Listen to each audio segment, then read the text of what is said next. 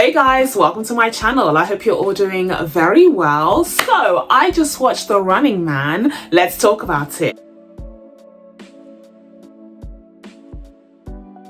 So The Running Man is directed by Edgar Wright, and this is the second film adaptation of the Stephen King novel. The first one being from 1987 that starred Arnold Schwarzenegger. Well, this time around, the Cornetto trilogy director is taking a crack at the source material, and the setup here is that in the near future, the United States is a dystopian authoritarian police state ruled by corporate media networks. In this fictional fantastical world. Ooh, so far removed from reality, am I right? Oink, oink.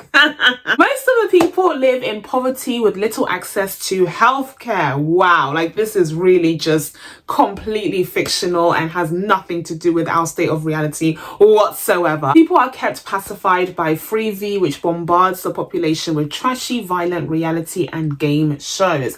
Ben Richards is a blacklisted blue-collar worker living in the slums of Co-op City with his wife Sheila. While one day their young daughter Kathy falls ill with the flu, which ends up being life-threatening due to their lack of access to healthcare. And so it becomes up to Ben to try and scrounge together some money to pay for some legit healthcare and medication for their young daughter to hopefully save her life, but also to better all of theirs. And so Ben ends up being recruited for The Running Man, one of the trashy TV shows where contestants are followed for up to 30 days, where they have to survive against their enemies, the hunters, but also the general public. And for each day they survive, they get some prize money added to their pot. But not only that, there are also all sorts of bonuses for any kills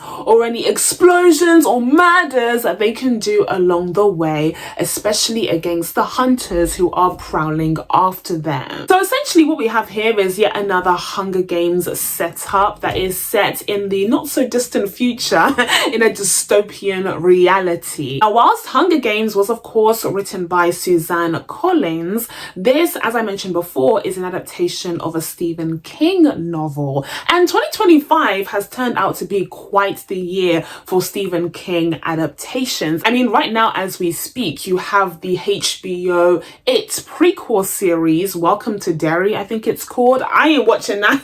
I ain't watching that because I'm too scared. Okay, I'm too scared of everything. But then we've also had a couple of film adaptations of his works, including The Life of Chuck, which stars Tom Hiddleston, which I personally didn't get, but you know, apparently others have said it's a masterpiece, so like I'm gonna have to take their word for it. But then you also had The Long Walk, which I absolutely did get. I was a huge fan of The Long Walk, and come to think of it, that would also be a good comparator to this, to The Running Man, except there they have to walk for ages. And honestly, it sounds simple, but after watching that film, I literally came out of the cinema with wobbly legs, literally terrified and traumatized by what I had seen by the prospect of walking. So it's definitely been a big year for Stephen King adaptations.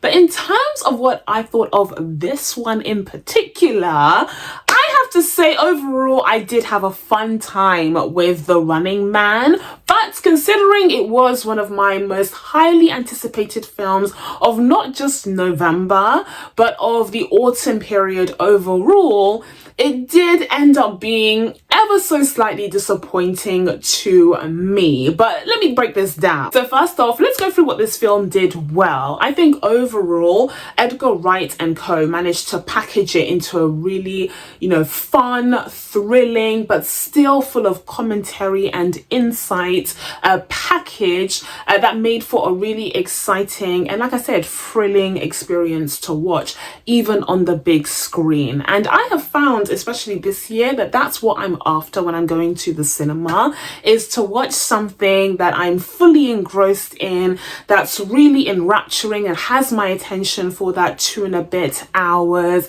and it feels like a worthwhile trip to the cinema. And so that's what I find myself being attracted towards. Not all of these films are going to be Oscar contenders, but as long as they can give me a fun time in the cinema and give me somewhat of a memorable experience, I tend to come out of it with a positive impression. And I do feel like Edgar Wright's go of The Running Man definitely gave me that. I think it was a well-produced film. It looked sleek, it looked stylish, and it did feel substantial enough to give me that kind of cinematic feeling that I'm after. And in terms of the writing here, I mean, it is an adaptation of the Stephen King novel, but you have Edgar Wright and Michael Bacall taking the pen in order to adapt it this time around. And I think they did a pretty good job, especially when it came to the kind of last 2/3 of the film, which were a little bit stronger. You could really sense, you could palpably sense the excitement and interest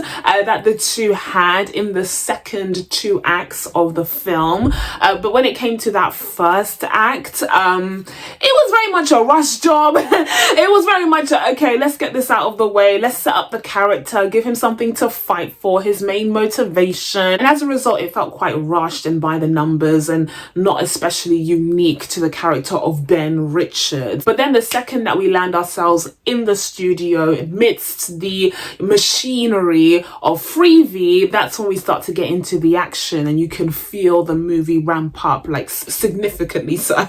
Like literally the movie has some life breathed into it in that second act. So I think they did a decent job in adapting that. That's clearly the part that they were the most interested in. And I'm not surprised, considering both Michael Bacall and Edgar Wright's previous works, especially within this kind of action thriller genre, they've always been more interested in, you know, building up these white male characters and creating these kind of team dynamics and enemy and protagonist dynamics. That's something that they've worked on really well previously. I mean, Edgar Wright needs no introduction, but in the case of Michael Bacall, he also wrote 21 and 22 Jump Street, so that's where you're getting that flavor. That's when it's starting to make sense, and that's why it feels like the kind of second act of the film is where it really comes to life. And another point to the positive would be the overall action sequences, the creativity, and some of the ingenuity involved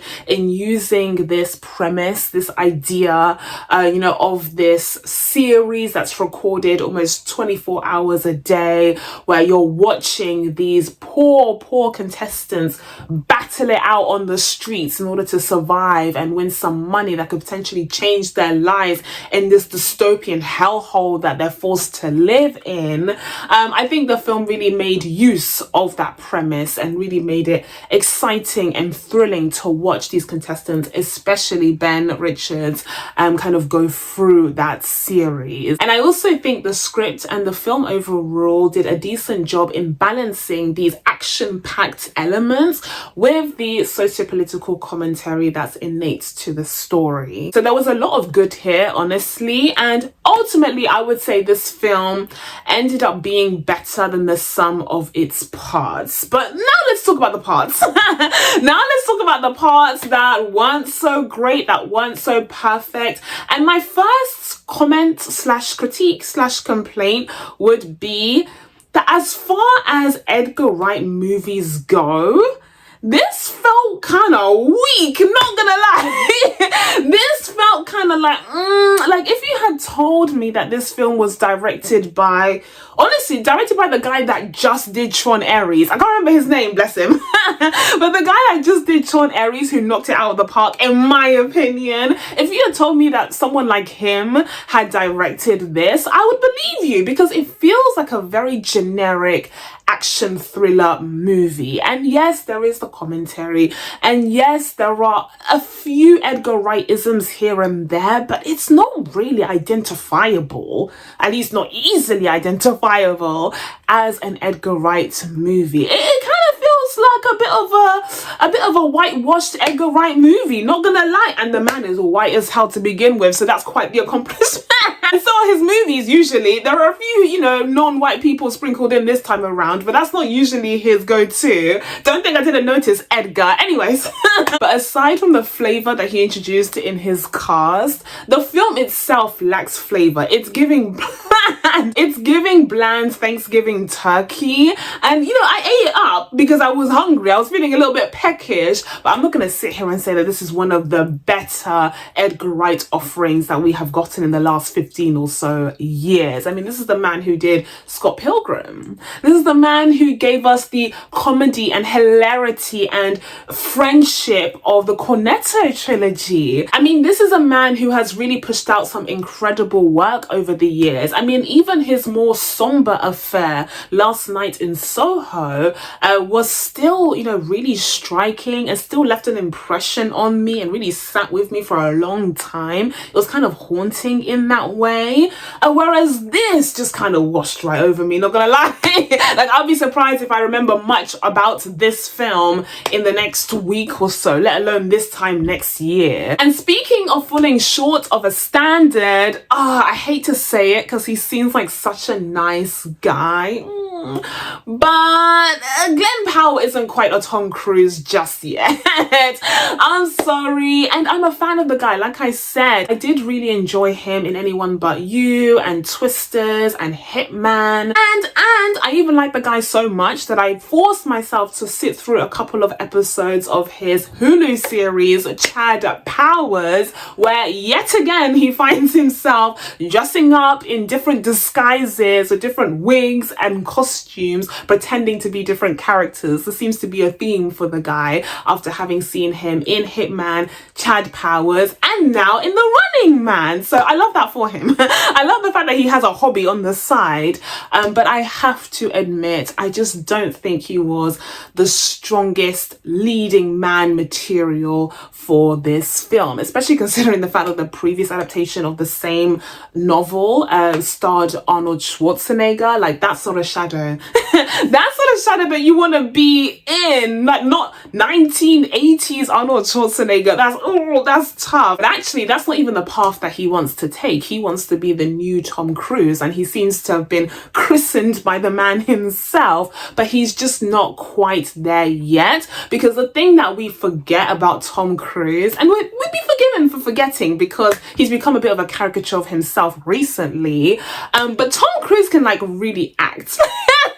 Like, Tom Cruise is actually, or at least was at one point, a phenomenal actor. Like, before he became the sort of leading man action star Mission Impossible vehicle, he could do character work to the point where he could disappear in a role, like in Tropic Thunder. So, like, he's done some actoring in the past, and I don't think that Glen Powell has quite reached that level yet.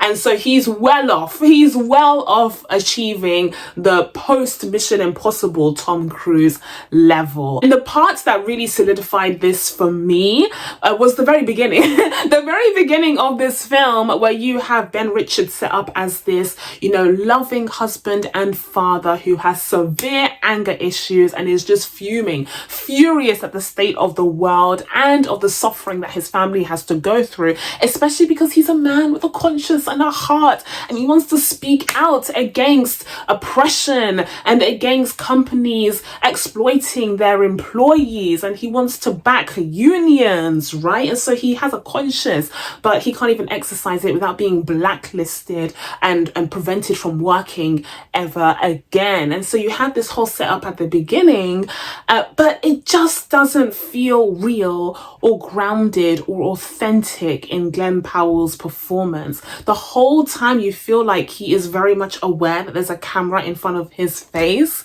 and he's just not giving actor. Like, it's so weird.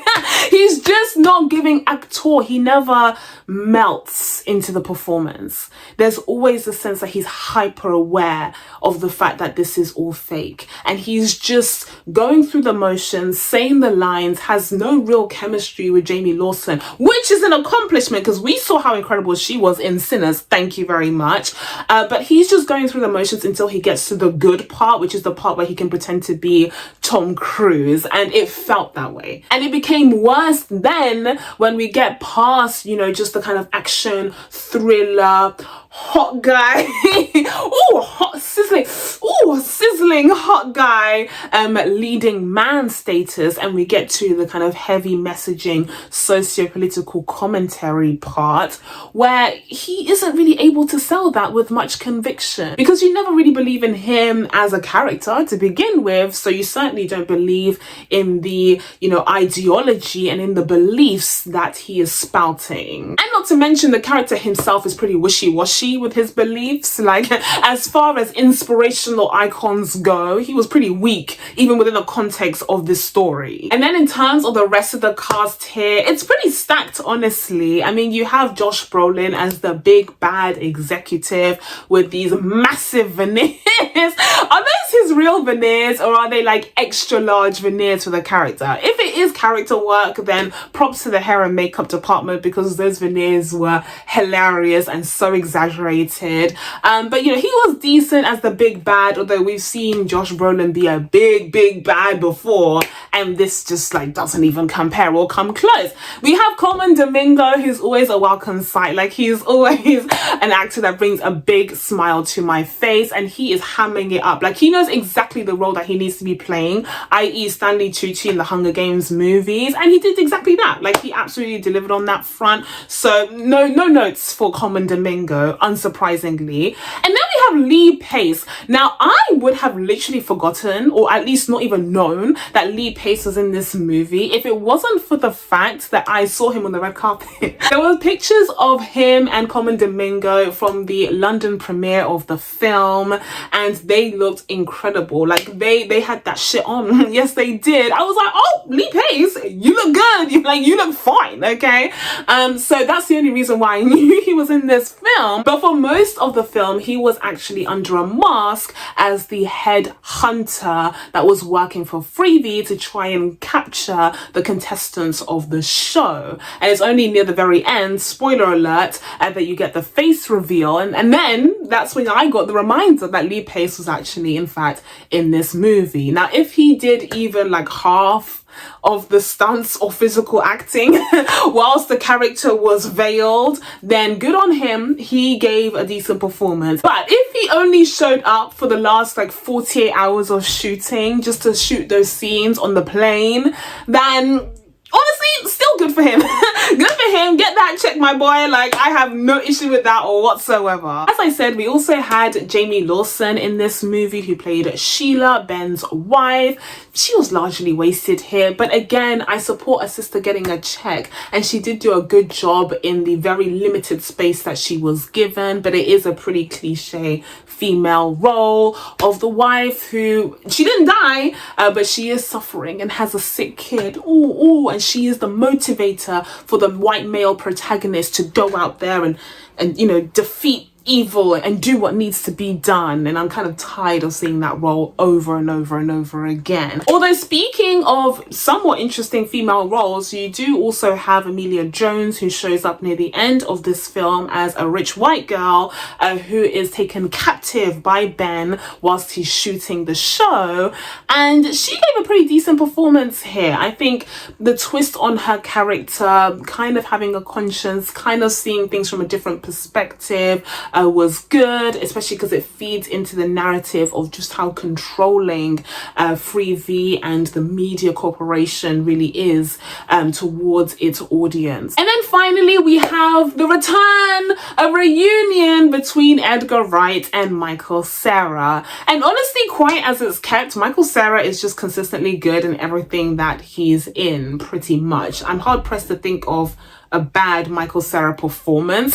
Like, it's not like he gives like Oscar-worthy performances each and every time, but he's always gonna give it something, and like, I love that for him. And I think it was nice to see him pop up in this film as this sort of revolutionary dude with a huge grudge, and it reminded me of Better Days. It reminded me of Better Days, where Edgar Wright directed Scott Pilgrim and gave us something really special, really unique, and distinctly Edgar Wright on a relatively low budget. Whereas this time around he had $110 million and gave us Vanilla Ice Cream, which is nice.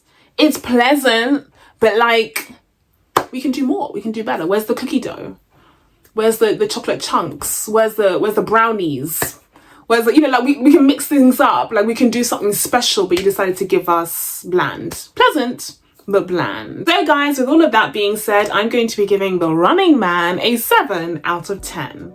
So that's it from me. Now that I told you guys my thoughts on The Running Man, it's time for you guys to let me know what you thought of this movie down in the comments below.